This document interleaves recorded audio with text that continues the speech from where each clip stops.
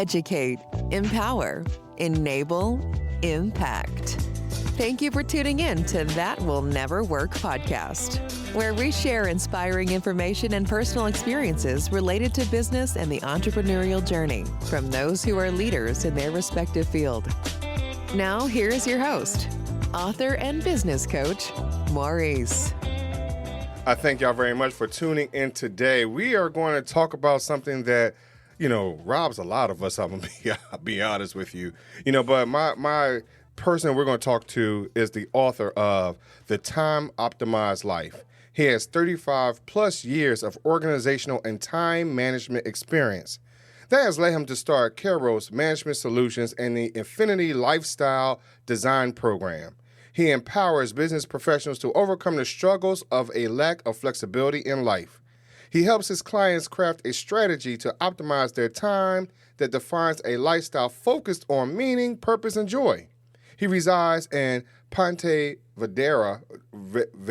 I'm sorry, I'm killing this. I apologize, but he lives in Florida with his wife, the Reverend Dr. Susan Rose. I thank y'all very much for listening today, and I present none other to you than David. David, thanks for coming on the show.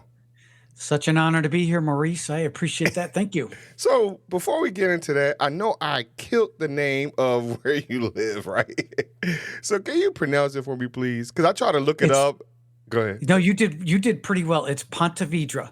Ponte Vedra. Okay, cool. And I would have butchered the name before I lived there anyway, so all good. All right, cool. So we're going to talk about time management, right? And so I listened to, I prefaced this by saying, hey, I did my research. I listened to, some other episodes you were on. And so I listened to one that struck me kind of deeply because I think a lot of us do this. I heard that at one particular time you had wanted to be an astronaut, right? And so and so with that, a lot of times, we look back at what we wanted to be and start singing our shoulda, coulda, wouldas. And now we have regret and things like that. So how much time do we waste possibly in that regretful space? We have a tendency, can do that a lot. At time, our use of time and our mindset are so interlinked. This ability that says, what's my attitude as I approach things, can do that. And yes, when I was a kid, I wanted to be an astronaut. But as I got older, like into my teenage years, I wasn't as focused on the time I needed to spend to be an astronaut. So when I look back, it's like, okay, I maybe regretted the fact that I didn't invest the time that I needed to do. But I also look at where I'm at in my life today and say, all the decisions that I make weaved myself to where I'm at today. And I can either sit where I'm at today and be unsatisfied, frustrated, and angry with the decisions I make, or I am in two areas. I'm at peace with where I'm at, but I'm also wanting to continue to grow so that I can take time forward to where I need to be. So it's a combination of both, but I would say use your past decisions that maybe you liked or didn't like as springboards to help you understand what maybe a better future can be for you. And I brought that up because sometimes we don't know how to get over that hump. We don't, we haven't been trained in it. We haven't been told it. We haven't been even in maybe just a little bit of an encouragement to get over these perceived bumps in the road, right? Because we created ourselves. These mountains, we created ourselves in some cases. And I appreciate the starting off by saying, hey, it's the mindset. So how do we put ourselves into that mindset of growth, of getting past these perceived mountains?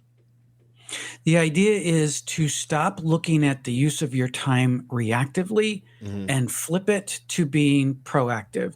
So for example, when I work with clients, one of the first things I ask them to do is I said, pull up your calendar. Let me look at your calendar. Their calendar is typically populated with a bunch of blocks on it. And I said, what's happening there? Well, that's either I'm being asked to give my time in a meeting or something, or I'm asking others because I'm the leader, the facilitator. So what's happening in that blank space? Well, I just kind of work on my tasks. I figure things out. So what happens if you were planning on doing something in a block of time and it gets filled? Well, I stop what I'm doing and I handle that block of time. And I'd say flip that script. Plan your time out. It's your time. You own the consumption of it and the use of it. So plan it out. It's going to change. It absolutely is. But the more you are proactive in establishing what you want to do, the more you are either able to say no or negotiate a different time that best fits what you're doing. But you can't do that unless you invest time planning.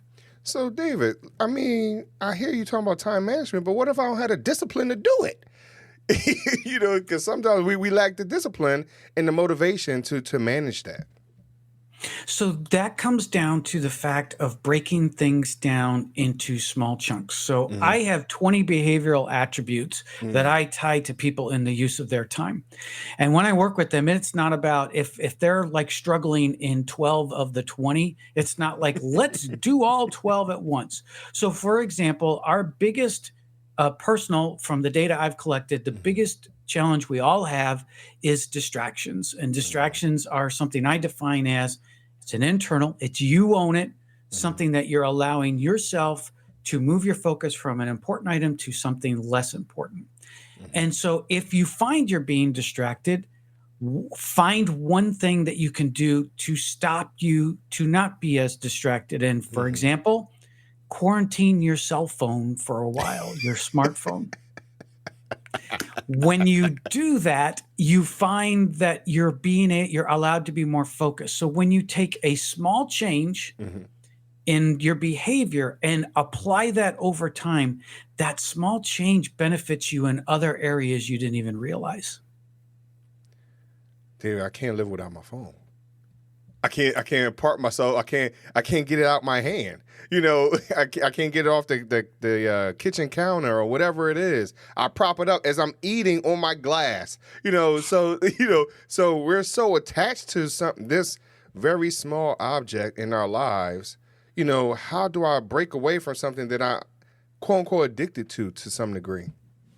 And that's exactly what our electronics and the social media and apps that are associated with it. There are a lot of smart people with a lot of letters after their name who it's their job to distract you. It's because they want you spending your time on their platform.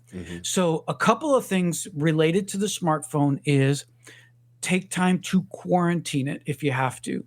So I do, and distractions are my number one, as supposedly the guy who's supposed to manage his time well. That's my biggest challenge is distractions. So I will quarantine my phone if I'm in a spot where I need to work on something. Because when you really think about it, when I can think of maybe one or two times that it was an absolute emergency that I should have been there to maybe answer the call immediately. But even with my delay, by maybe an hour or two, I was still able to address that emergency. So really reflect on yourself and say, when do you have emergencies?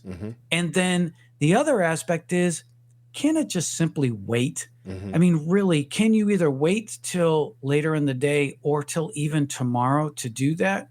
So quarantining your phone. And then the second thing is, and this some people might go, ooh, on this one is, remove the apps from your phone that cause you to be distracted. Have you make an extra step to, okay, I got to open up my laptop now to go to Facebook to look at it because it's not as easy on my phone. It's the degree and the severity of the distractions are then the actions you need to take. But again, start small, and work into it. So David, you mentioned that with you being the expert, the one that teaches on time management, you struggle with it. So how with someone who's not as experienced or don't give themselves enough credit, continue to do these type of exercises and things like that to be encouraged? Because, if the expert can't do it, what makes me think I can do it? And I think it's all about degree of how you want to do it. So I look at time and your use of time from a continuous process of which you seek perfection, but you never get it, but the journey's worth it. And I do that through three elements called preparation, execution, and control. So you've got to spend time preparing. So if you're just going to wake up every day and let the day embrace you instead of you embracing the day, then you will have a tendency to probably struggle because the demands come at you. You're reactive. So preparation says, I'm going to invest time trying to figure out what it's going to be like. Then I move to execution, and that says, okay, I'm going to now start doing what I said I was going to do in preparation. And you're going to find you probably have to adapt because it's no plan goes the way you anticipate, particularly something that's important. And so you then say, okay, I'm executing okay, or do I need to adjust how I execute, or do I just need to stop and go and prepare a little bit more because I started out and I'm not that great. But so you're executing okay. Then you look to the third area of control, and that's going to say I'm controlling the outcome here. I am committed to myself or to others that I'm going to control this outcome, and I'm going to meet the outcome. And if you find I don't have the control, then it means I need to change my execution or I need to prepare better. So the three continuously work together in a pathway that gets you to accomplish what you want to, but then you're going to say, okay, I did that well, but the process tells you could do it better. And so you continuously improve. So David, I've tried everything I could right now to give you all the excuses why I can't manage my time, whether it's I can't put down my phone. The expert is being challenged by him managing his own time. Whatever it is, I'm giving you every excuse in the book. Now I have to be accountable. So how do I stay in that space or face that idea of being accountable now that I know what the difference is? So the first step is find someone to be an accountability partner with you, someone who is going to not tell you what you want to hear, but challenge you. And that however level you want to do that from a time mentor standpoint, it's simply saying you tell them what your major goals are for the week, and then they check in with you periodically. So having someone objective that can challenge you on that. If you're a little hesitant to do that, then I ask you, this is going to take you a little time to do this, but I would ask you to track your time for a month to 6 weeks. And you're saying, well, how do I do that? There are two great apps that offer free versions, Toggl, Toggl, and Clockify. There are also others, but those two offer free versions that simply allow you to categorize your time and track it. It's a click of a button on and a click of a button off. And you do that for 30 days to 6 weeks, and you will find you will be shocked at where you, quote, waste time. You're kind of like, wait a minute, I've spent 20% of my time on social media? What am I thinking? Right. And it's an eye-opening, but that's a little bit more of a discipline. So of the two, I challenge you first to find an accountability partner that's going to help you drive forward. And in the process too, you'll find you can serve this as the same for the other person too. So find somebody, but if not, then spend the time tracking your time because you'll be shocked at the results. So let's go all the way back to the beginning. We're talking about time management, and we're talking about growth and changing mindsets and things like that. Understanding accountability. So David, what was a turning point for you, for you to say, hey, you know what? I'm not managing my own time correctly, efficiently, effectively. What was that turning point for you in your life to say, hey, you know what? I need to change my life? So I found it early on in my career. And I found this relationship. It didn't unpack until later, but I started out in my career, and most of my career was in business development. That's a fancy word for sales. I was a salesperson. Okay. And really, really heavy on the sarcasm with this next statement is I found that my amazing good looks and stunning personality was not enough to get me the sale. Right. And I found that as I was better prepared than my competition, I usually found the way to win the sale. And then I also found that as I used my time well, and I indirectly helped my clients use their time well by making their life as easy as possible to deal with me, that I developed long-term longstanding relationships. And probably about 7 or 8 years into my selling career, I kind of clicked in this like, hey, when I use my time well, things happen well. And as I began to coach and teach people and lead sales teams, I found really quickly that there were very good. Most of the people on my team were better pure salespeople than I were. They had the great relationship connections. But where I then benefited them and the team overall is I'm like, let's now take these natural skills you have and tie a productivity and time management aspect to it. That'll take you to the next level. So you can do more sales, more closings, and be more successful because you're allocating your time better. So in that, first of all, how long did you work, before you even realized that? Because you said early on, sometimes we don't experience that, 2 years into working, corporate America, or some of us don't realize until we're 40 years in. So how much time did it take, especially for being in such a high pace, and even high stressful space? Because sales is not easy. How long did it take for you to realize, like, hey, I really have a gift in this space? When I was working for a company, I was calling on independent small business owners. So that was, I shifted to calling on like national accounts to small independent business owners. And I found for them, everything was a crisis. It didn't matter whether you didn't ship enough or ship too much or the display merchandise wasn't right. Everything was a crisis for them. And I learned then and there, I'm like, I got to figure out, because I can't handle all these, what I considered small things, still got to service the customer and do things. But man, these were really lower level priorities. It's kind of like, there's a lot more important things, but that's their livelihood. That's their business. And when I learned that and said, okay, what can I do to then this proactive aspect? What can I do to try to anticipate the challenges? And so when a new program shipped, it would be like, listen, here's the customer service number. Call them directly if you're missing a part or piece to the merchandise. They're going to get it to you quicker than calling me. So I found those areas where I was proactive and empowered them with a solution that I anticipated, that I saw that took that time off of my plate to allow me to focus to ultimately drive business and not necessarily have to do tactical or administrative work. And so that was about 4 or 5 years into my career. So something that, again, you've mentioned it, now you've mentioned it twice during this conversation, is being proactive. How important is that? Because, again, that's something else. That's another skill, a characteristic trait, however you might categorize it.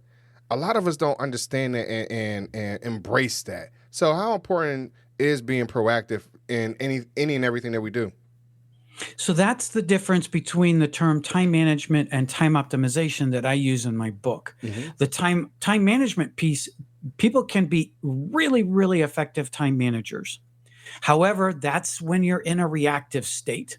When things come at you, and I see this a lot, where people have a last in, first out mentality. Someone comes to the office door or in their office space and says, hey, Maurice, I need your time. You stop what you're doing, and that may be very important. But then what immediately happens is you get something done, but what about all the other stuff that was important to you that you had set up to do? And so the idea of time optimization says, I've planned enough up front so that when someone comes knocking on the door or into my workspace and they say, I need your time, I'm in a position to negotiate. And that negotiation is, yes, I can do that because I know I can rearrange some other things and still accomplish. Or it's, hang on a second, I got a lot to do today. And if it's your boss, you can say to the boss, help me reprioritize what I've had today if this is important to you. If it's a coworker, then you say, let's negotiate a time further in that benefits both of us.